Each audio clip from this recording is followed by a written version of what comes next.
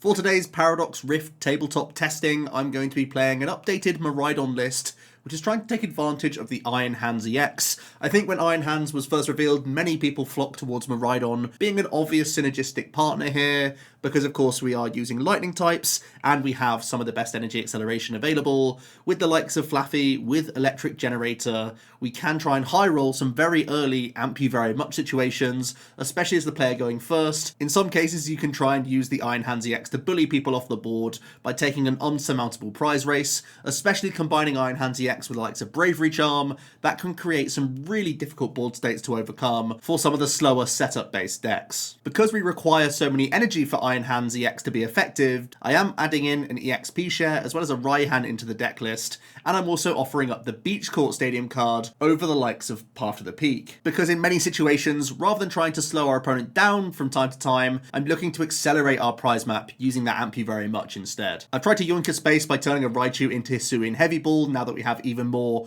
one-of copy attacking threats, and a Lost Vacuum has made it into the deck list as well. This is a decent tech card against the Roaring Moon matchup, where sometimes if they are playing those ancient boosters, you can have a really tough time training on them evenly, but it can also help the mirror match, and if this is going to be a popular archetype, it could be a really good tech card. And it's going to be coming up against an updated Gardevoir list. We've been really impressed with this one actually, adding in an Arven package, taking full advantage of the new TM evolution, allowing us to instantly evolve two of our bench Pokemon. It means going second, we have a new Power Spike play in Gardevoir, very similar to Mirage Step being a turn 2 going first Power Spike. We now have the option of going Arven for Battle VIP Pass plus the TM evolution, and immediately you can end your turn on a double refinement Curlier, meaning you're very close to getting into that turn 2 Gardevoir, sometimes multiple of them, at the same time giving yourself a ton of additional draw power to start cycling through the deck. Playing this Arven package has also meant the Forest Seal Stone can come back into the deck list, obviously fantastic with the Zacian V, but also makes Lumineon an easier choice in the deck as well, and that domino effect also means that a Collapse Stadium goes up to 2 copies so that we can remove some of these Pokemon throughout the game. Counter Catch is another fantastic new card for Gardevoir. We of course play from behind in many situations as we are looking to get multiple evolutions going, so having Arven search for Counter Catcher, which is obviously a decent play, so even though we only play 1 copy of Boss and 1 copy of Counter Catcher, the Arvens add to our overall gust outs, so we can be picking up Pokemon much more aggressively if need be. It also makes our defensive plays even stronger. We can do a gusting play to make sure that we're keeping on a solid prize map, whilst also playing an Iono on the same turn, which is a great way to slow down our opponents. Finally, a quick note on the Stellar Veil Jirachi. Won't really be coming up in this matchup, but is a new great defensive card that can help us out against Lost Zone variants, Yoga Loop, as well as Shadow Rider V. The one thing I will say about the Arven build, dang it is tight on space. When we are having to play this Jirachi in here as well, there really isn't much wiggle room going on. I really want to have a few additional cards in here. Certainly a Pal Pad would be fantastic. I'd love to see that 4th copy of Level Ball make its way back into the deck list. And at the moment we're not playing the Professor Churro scenario from the set, which I also think is a really reasonable card to have in the deck list. I'll be discussing some of these cards and more towards the latter end of the video, where I talk about my other considerations for both this deck and Miraidon going forward, so make sure you stay to the end. If you're looking for PTCG live codes, make sure you check out the Potown store. You can get a 5% discount on your orders using that code OmniPoke. So for this one, Jack is going to be playing Gardevoir in the Gardevoir sleeves, and I'm going to be playing Miraidon in some try-hard Dragon Shields because I've just changed out a couple cards from my recent regionals list, so that's why unfortunately they don't have cool sleeves. But Jack's going to kick things off with the Fog Crystal and has that Ralts lead, looking pretty good his end, I would imagine. I'm really happy to start Miraidon EX, of course. It can get all the chaps out. My hand's looking pretty good actually, because I also have Ultra Wall and some energies, so could look to do an early Squawk play possibly. Jack's going to be grabbing the Mew here. So wants to have a look with that Mysterious Tail for some extra basics. I think these Gardevoir sleeves are some of the favourite ones I got from my entire trip in Japan. Need to figure out which deck I'm going to put them in for the long term. There's been quite a few Gardevoir decks that have been successful at Worlds in the past, so I'll have to put it in one of my old Worlds decks. But we have the Mysterious Tail Mew here. It looks like it's just a refund with Level Ball. Don't know if there's any other item there. Yeah, just going to be that Level Ball. so not the ideal situation. Jack has to get another Ralts here to play around rope, KO shenanigans, so not the explosive start I think he was looking for. No VIP pass, he's going to pass things over. We actually top deck the Squawk, so my hand's got even better actually, as we can now use one tandem unit. I think it helps my bench space out a little bit, because otherwise I might unit for a Miraidon and unit again, whereas now you can see I'm mapping out what I actually want to put on into play, and it means I don't need to get another Miraidon EX. So we're going to Ultra Ball away a Lightning Energy and an Iono. We've got that early Raikou V. That's definitely going to be the ideal attacker if we can go for it turn 1. I'm also going to get the Iron Hands EX out. Definitely has some fear factor to it, where Jack might have to play quite differently just because it's there. But we are still going to take the more reasonable approach and try and get an attack in with Raikou V this turn if we can. We still have a supporter that we could play, but I think I've just drawn Boss's Orders and some energy cards. No out to Arven or any raw generators, so it's actually a terrible squawkability for me. I just have to pass. Big break for Jack, because in many worlds there, with the potential to supporter and squawk, I take the initial prize, but just didn't happen this time around, so kind of betrayal from the squawkability.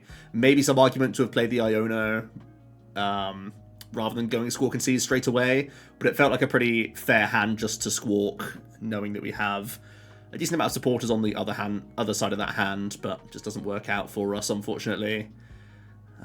So Jack is able to Ultra Ball for Luminion for Arven.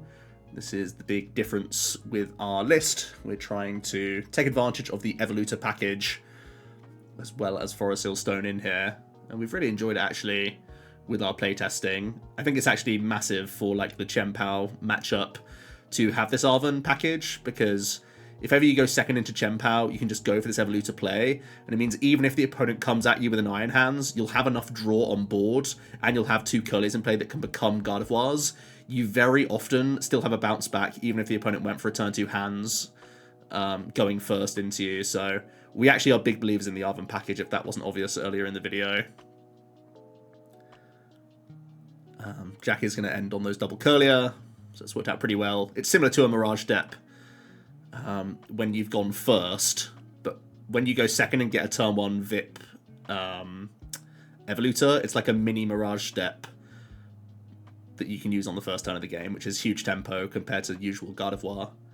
I'm able to Boss's Orders up the Luminion V, and we're also going to start powering up the Zapdos. It's a really good single prizer that we can use to make life more difficult for Jack, make them play Boss's Orders during the game, and this, that, and the other could be really, really handy, so always nice to get the Zapdos in the mix. Even though Iron Hands are tempting, it's so expensive on energy, and my hand doesn't have any draw supporters, so I'm not wanting to commit to that too much right now. I just want to go down a more conservative route, especially because I don't have a free retreat pivot on the board. I want to be able to just turn attached to a Zapdos next turn. Jack's able to start refining, has evolved into a Shining Arcana Guardi, so we're starting to get a few cards accumulated. I think that is EX in hand already, so that's looking good. He has Zacian V that he's putting into play now, and is going to go Guardi EX. The Beach Court is currently clogging his Psychic Energy trapped on the Mew, so he may be thinking about doing something with that. Yeah, he's going to vacuum away a Psychic into the Lost Zone, actually, just so that he can retreat this Psychic to the bin. Pre-Iono here, so I get a fresh hand. I have taken 2 prizes last turn, so it is disruptive from Jack. But I think I've drawn into 4 supporters there. We do see the Mysterious Tail, and it's a rare candy. That's looking pretty solid.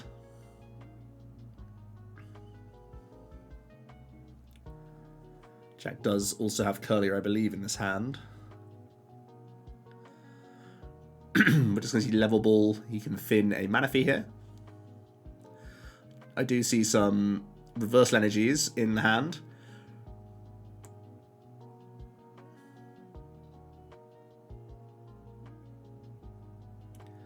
He's actually going to grab the Ralts here, and he's just going to trade away the candy. And then another Ralts comes in. He'll now be able to pay retreat, and with the reversal energy, he is able to springboard 2 onto this Brainwave Gardevoir to take a response knockout and level up the prize race, whilst using a single prizer. It's everything you want to do, really. We have our Zapdos preloaded. we are able to use Miraidon here, just to thin an extra Pokemon. I think Flying Pikachu is a decent choice here. Opens up Forest Seal Stone to be out for us during the game, and it's obviously a free retreat pivot, which is great when we have the Flaffy already established. We are going to see the Raihan, so that's going to power up the Zapdos in the immediate future to take a response KO, but it will just be a one prize knockout, which is a bit troublesome for me because Jack could take two prize KOs next turn, over the next 2 turns, I should say, with Squawk and with you know, Flying P and all this other stuff around my board. I am going to try and weave in this Iron Hands. Also going to spread some energy around to have Raichu as a potential option. And we are just going to take this single prize KO here. Try and at least force a boss from Jack or a counter catcher. That's the idea. At this stage, I want to make him have it back-to-back because I believe I'm holding on to Iono.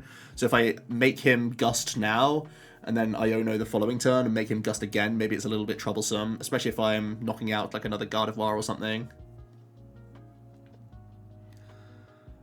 I think Jack's best play is actually attacking with Zacian. Oh, maybe the Iron Hands is blocking the Zacian from being a decent attacker, actually. Depends on how much damage he wants to put on it. Yeah, he doesn't have to damage the Zacian enough for me to Iron Hands through it, so I wouldn't mind that being the attack. Also, Gardevoir EX could be a decent attack for him this turn. We've seen the first refinement, the concealed cards. So more Psychics are finding their way into the discard pile. There is going to be a... Oh, he's not used the Arcana just yet. Going to be the Reversal Energy to this Gardevoir.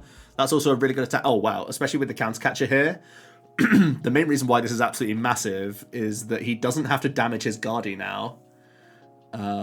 If he's able to hit from Arcana, perhaps, he could Brainwave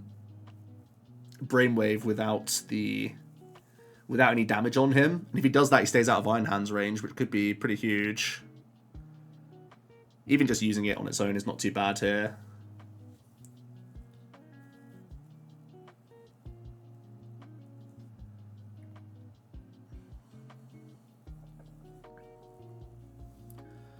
We're just going to see the Iono now, then. Jack does have that Forest Seal Stone backup as well if there's anything else he requires. He's able to find another Curlier, so there's so much onboard draw. There is the hit from Arcana, which is pretty busted. I think I actually prefer that attachment on the... Okay, so he's going this way about it. He's just using his EX. That makes sense. So yeah, he was never intending to attack with this Arcana Guardy. So Jack's keeping as much draw on board as possible. He has Forest Seal Stone, he has Refinement, Greninja, and Arcana. So even if I was to Hand Disrupt, it's so likely that he finds whatever he wants. He can Forest Seal Stone for any card as well. So Hand Disruption really isn't doing anything, and he's just one attack away. And I can't win the game with just one attack, so I'm going to have to try and buy some time here with something. I've also been Iono to just 3 cards. And I don't think they're doing a huge amount for me. So, backs against the wall a little bit here. I'm able to tandem unit. I think the plan has to be, possibly at this stage, just Paralysis with Pikachu for a number of turns, and Iron Hands through the EX. Don't really see much of another line here. I think because it would take so many Thundershock flips to get through this Gardevoir, I think it's actually lower odds than me simply going for a Gust play and hoping that his boss's orders is prized. This is maybe a play I only make because I have list knowledge, but sitting here and trying to Thundershock, only doing 30 damage a turn for a long time into this Gardevoir EX feels like a more losing play than hoping he prized a piece. This game kind of comes back down to that me turn 1 missing tempo. The whole game is just entirely different if I was able to take a prize turn 1. The dynamic would be me looking for boss this turn from an Iono to win the game, versus where we're at now where I'm Thundershocking to buy time.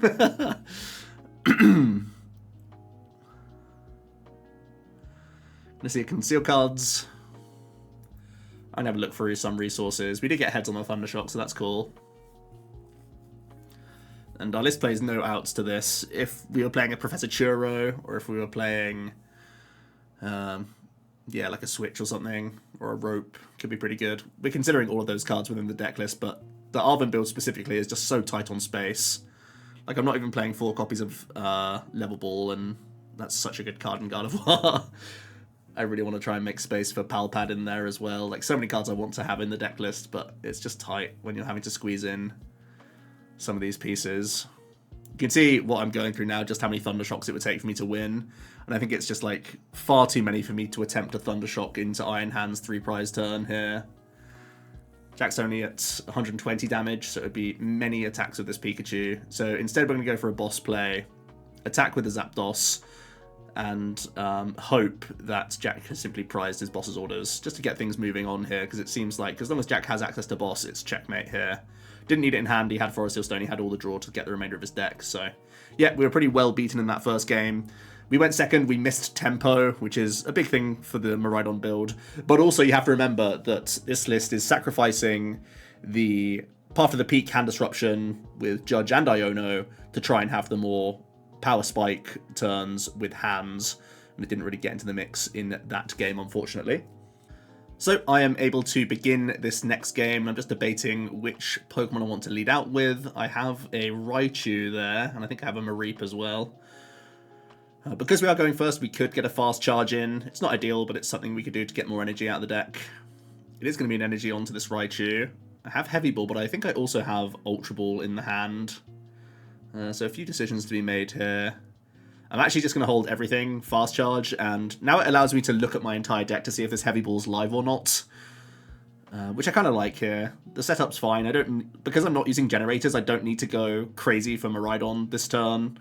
I can try and do it next turn and just develop my basics that way. The most important basic to put on the board turn 1 is Mareep, right? Because it's the thing that can evolve, and I can unlock it with Ultra Ball next turn. So not quite the explosive hand. I could have gone Squawking and whatnot, but if I play the Ultra Ball discarding a heavy and the Squawk's prized, I basically just lose on the spot, right? So had to play a little bit more reserved there because I had no way to check my deck before making that search. So going a little more reserved. Jack started off with the Greninja and is going to VIP pass to kick things off. At least Raichu has got some energy in the mix, so I can start threatening some KOs. Greninja, of course, is weak to lightning. It'll still take 2 discards if I don't get a Zapdos down, but could be at least a way of us racing. Jack's gonna get 2 Rolts, and also has the Arven, so this is the broken combo that we're looking for. Looks like Jack didn't have Psyche in the hand, but he can go Fog Crystal Evolutor. Oh, and has Level Ball, nice. So he can go Rolts, triple Rolts, then he can attach to this Greninja and evolve immediately into Double Curlier. And that is why we love this engine, is that Jack's going to end his turn 1 with so much draw on this board, and he has such an easy path towards multiple Guardi next turn. And that's just something we haven't really seen in Gardevoir until now. And now with knowledge of my prizes, thanks to my fast charge, we're able to recover the next Mareep. Mareep's pretty important for both hands and Raichu, so I do like getting that into the mix. We actually topped out the Squawkabilly. I Ultra Ball that away alongside the Beach Court. I get a Miraidon, and then Miraidon units out a Raikou, and then we're just going to play the Iono here.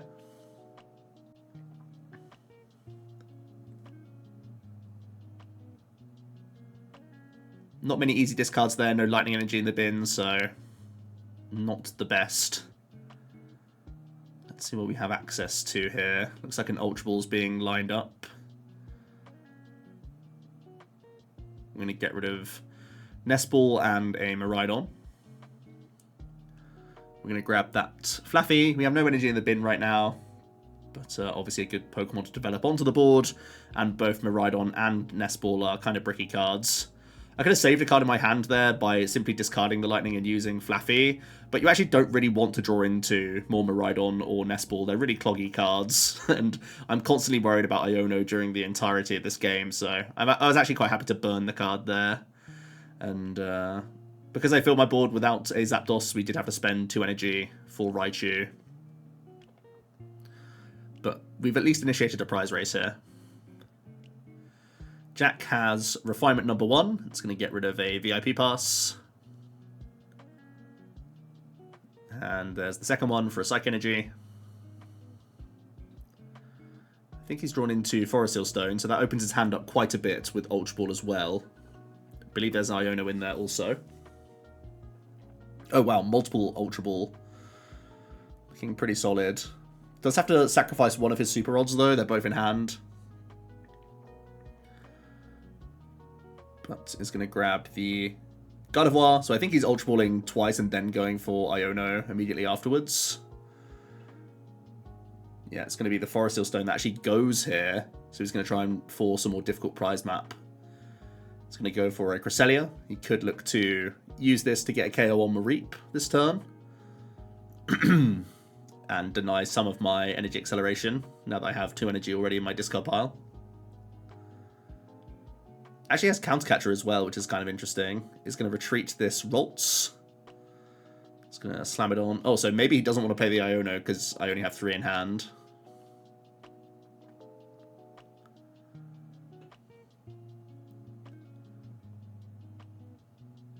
Just debating this Countercatcher by the looks of things. Yep, he's going to try and bring up the Flaffy. Has that 2 retreat cost, of course. And the only outs that Miraidon actually has are ropes. We do have the Forest Seal Stone, though, so I have found an out. We're able to attach to the Raikou as well as Forest Seal Stone, and then I've researched. So even though the hand was small, it was fantastic, and we even have the rope, so I don't need to forest for that.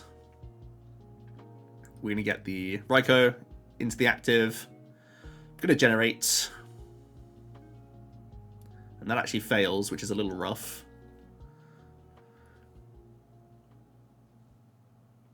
Don't think I drew into any from my research either, so from the top 12 we saw no energy, which is really bad. And then we just hit 1 from the second generator, so again, not ideal. To try and get this Iron Hands up. Researching into double generator, you're feeling pretty good about yourself, but when you hit 1 from the 2 of them, it's far from ideal. It's going to be a slow hands, if at all. It's going to be 1, 2, the Zapdos once again. I'm going to... Oh no, because Jack has taken a single prize knockout, I should definitely put it onto multi-prizes for the remainder of the game. And then able to fleet-footed. We are going to Flaffy 1 energy onto the Iron Hands. And then there's just the debate of whether or not I play this Forest Seal Stone, because I have no other... I only play 1 Forest, right? And it's pretty likely that Jack knocks out the active. So I should probably prop this and get a useful card for the here and now. And that could be a generator. It could also be EXP share. Yeah, that's what I go for. EXP onto Iron Hands makes it much more likely that I can weave it in next turn. So I kind of like that option. Especially because I'm going to be going on to even prize cards. Having Iron Hands ready to go means that if Jack uses a Cress or a damaged Guardy to take a prize here, I could use the Iron Hands to stay on even prize cards. Jack's going to have a pretty nice Slam, the Reversal, and Iono here. There's only 1 Psych Energy currently in the discard pile, though. 1 can be discarded from this Cress as well, don't forget. Maybe there's more than 1 because of the positioning of how his discard's going. There is the Shining Arcana. Gets Levelable Iono. Has plenty of Ralts in there. Is able to retreat this Cress. And just needs to stick 1 onto this Guardy, which puts it nicely in range for us. Jack has a ton of supporters in the hand and is just going to take the KO. We're able to activate EXP share, which is pretty nice. So I should be able to rev up the hands here with a turn attachment plus Flaffy play. It's really then... The issue being is that I'm still not close to a Raichu KO because I'll be putting so many energy into the active position for an easy way to remove it from Jack. So even though I'll be going down to 2 prize cards, I have no real easy way of finishing him off.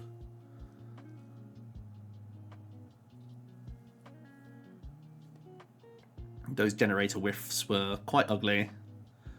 We're able to go Flaffy plus Attach, and this switch card's actually kind of nice because it means I get to at least bank 1 energy on this board. We're going to amp you very much for a 2 prize card knockouts. Going down to 2 remaining. Let's see what Jack can do now to make life difficult for us. Has to find a way of KOing this Iron Hands with ideally a one-prize Pokemon, right? If he can get a Candy Guardy into the mix, it could be huge. There's the Mew, and it does hit Rare Candy, so that's fantastic. If you can reload a Shining Arcana and KO the hands with that, he'd have a pretty nice route to victory. It is going to be the Arven, so I get to keep my hand, but Jack might just need the rod here. Oh, has Ultra Ball for the other one. That's also fine. He's going to discard VIP Pass and Psych Energy to grab his second Shining Arcana. Then we're going to see the Nest Ball. Oh, sorry, the Level Ball for this Jirachi.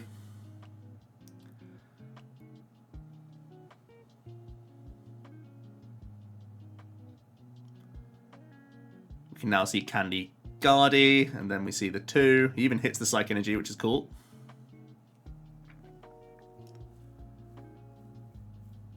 Decent chunk of cards in that deck still. We are going to see the Embrace, Retreat, the Mew, then Embrace to KO this Hands, I think. Oh, wow, he actually needed that energy from the Arcana to actually get this KO. Otherwise, he would have just missed. Wow, I didn't realize he actually needed that. Yeah, so if that Arcana didn't hit, he just loses on the spot actually to Iron Hands, not having a way to get through it. But with the Arcana hit, he's swung himself back in really good shape here.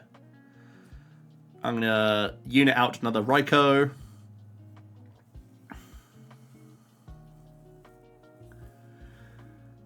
And it doesn't look like we have an easy way of doing much here. It might once again be a panic coin flip from Flying Pikachu, honestly. It's going to be a Fleet-Footed. And yeah, we see the rope into boss, so I can bring up this Guardy EX, and then I'm actually going to Thundershock. So the it should actually be 30 damage from the Zapdos. Yeah. And we once again hit a heads, which is lovely. So I actually think I have a really solid way of winning. I went for the Raikou Fleet-Footed play to try and hit Generator, because if I Generator, I can win with a Raichu, actually. But I really shouldn't have played this rope, because that was the second rope in the game. If you remember, I've already used a rope to get rid of a Flaffy earlier. So had Jack used a boss this turn, he could boss up Flaffy, pass into me, and I'd have no way to move this Flaffy. But he's actually gone for the Iono. But it's actually like I threw into him and then he didn't capitalize on it. If I just don't play the rope there and have it in hand, I had the other boss plus rope in hand. So if yeah, he'd have gone for the Iono play and would have just been stuck, unfortunately. But yeah, I'm able to Raichu over 2 turns. Bit of a weird endgame there. I definitely shouldn't have done the Panic Fleet-Footed, but I wanted to see the cool high roll of Generator. But yeah, that's the 2 decks. Pretty interesting. I actually feel like the Path variant of Miraidon might still be better into Guardy. I haven't tried a Path build into the Evolutor, but you can see the power of this Arven package, just how quickly Jack gets to cycle through the deck with that build. And the Counter Catcher is also a fantastic card. Really nice back and forth from both of us there. And Iron Hands I'm finding quite clunky and quite difficult in Miraidon. That's my real closing thought. But let's have a look at some other options for both of these archetypes. So let's go on to some other considerations for both these archetypes, starting with the Miraidon deck. I think the first question is going to be, is Iron Hands worth it, simply put? I think this card is excellent into the Lost Zone box matchup, but it does feel like you're kind of going all in if you're starting to commit towards this card when you're going into the Charizard matchup and the Gardevoir matchups, because if you just don't happen to hit your generators, you're not actually getting the tempo that you're looking for, and the window could kind of close on you, and you may have missed out on any prize cards trying to go for the Dream of 2 in the opening stages. If you do feel like Iron Hands is worthwhile, there are some more cards we can try and put into the deck to make it work even more fluidly. A double Turbo Energy obviously helps out in this instance because we have 3 colorless in our attack cost, And let's be honest, the majority of single prize Pokemon we're going to knock out are below that 120 threshold anyway. We're actually looking towards the sort of 70 hit point threshold more often than not, and the likes of Radiant Greninja and Cramorant happen to be weak to lightning anyway, so it really doesn't stop what you're looking to knock out with the Iron Hands, so this reduction is pretty reasonable. Countercatcher may look a little out of place here because we are such an aggressive racing deck, but because we are racing with multi-prize Pokemon in almost every instance here,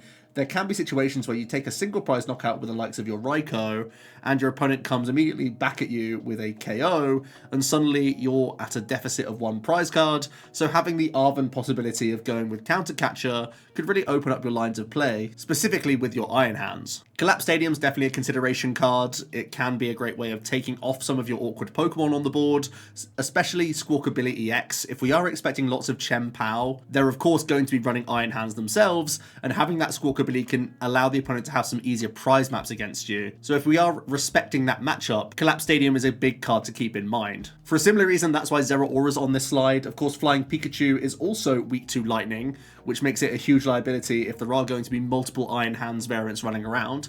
So we may look towards this Zeraora as an alternate Lightning type free retreat cost Pokemon, or we could look towards Mew EX with that restart ability. Obviously fantastic if we are going down less path-based builds with Iron Hands. That could be a massive way that we make sure that we protect ourselves a little bit against Iono and have another free retreat cost Pokemon in the deck that isn't going to simply wipe off the board for 3 prize cards against an Iron Hands. All that being said, if we choose Iron Hands is not the way to go with Miraidon, I actually think the Judge Path build that has been successful in a lot of previous regional championships actually does also gain a huge buff with just the inclusion of Tapu Koko EX.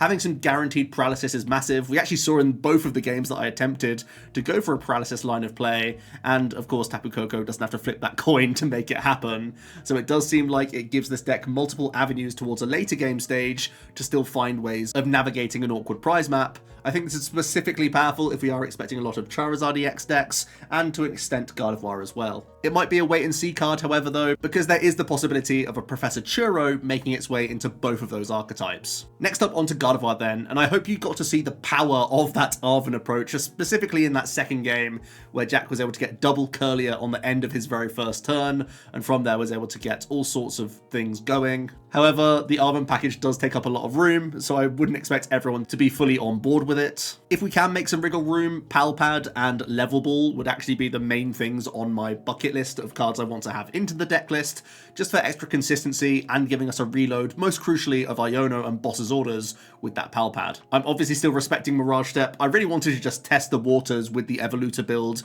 which is why we went all the way back to Quad Refinement, but Mirage Step, when you're up against anything that isn't Iron Hands, is still a really solid play, where you can give up that tempo, that single prize, just to develop your board. Mew EX is also looking pretty powerful. It was mostly a tech card to help out against Lost Box and Giratina, and I feel like Jirachi is kind of taking that slot, so that's where I've made the cut for the Mew, but if you feel like you can still get the job done against the Lost Zone matchups, even without a Jirachi, you could consider putting the Mew EX back in your list, and you gain extra percentages in other matchups when you can hack some certain Pokemon. Iron Valiant EX is also a really impressive card in the game, just in general. It could give you all sorts of ways of reaching on different Pokemon, just like we've seen the likes of Reversal Energy help you out here and there. The most impressive thing about it is simply being a 220 damage attacking option for just 3 energy hitting your discard pile. Sometimes that could be the key limiter to how much you can actually dish out on turns 2 and 3. So Gardy finally having a really nice burst attacker sounds like a decent option in the list as well. Now, I'm not just saying it because I scammed Jack with the paralysis play, but I do really believe that Professor Churro scenario could be a good card in the Gardy list anyway. It can be a great way for you to represent only single prize board states in latter game stages when you pick up your Gardevoir EX, re-bench some Ralts and Curlier, knowing that you can re-evolve on the following turn and close out the game with another huge amount of Psychic Embraces. It can also be used similar to how we've seen the Penny in the past, where you can pick up your Luminion or your Zacian after tanking some damage, or simply to take them off the board altogether to represent some more difficult prize maps. And this could even be becoming more important going into this set, where there could be situations where you want not only Manaphy, but also that Jirachi developed. So freeing up that board space from an early Fish or a Zacian or whatever else could be really beneficial. The only crafty way I've thought about making an extra space in this deck list actually is converting one of the collapse stadiums into a town store, then cutting down to 2 Arven and adding in that pal pad. That's the card that I'm really yearning for most, so I'm definitely thinking of town store in the back of my mind. If we are thinking of town store and somehow magically create some more space in this deck list, Emergency Jelly is actually a really solid card. It helps protect you against Iron Hands because you can damage a Guardy, jelly yourself back out of range, and suddenly they're going to have to do more work to get an Iron Hands play off. But it's also, once again, a really helpful card against Iron Valiant variants, and also Lost Box builds as well. So it could end up being the magical tech card once again in the game. Let me know your thoughts on the deck lists and the considerations. What are you thinking about for both of these archetypes? Is the Iron Hands going to make it in Miraidon, or is it too much of a commitment? What do you think about the Arven Guardy? I've been super impressed by it once again, and it's making me think that if Valiant is the only bad matchup, I'm saying it in air quotes, you might still be able to play this deck after all. Thanks so much for watching, and I'll see you in another video tomorrow. Cheers.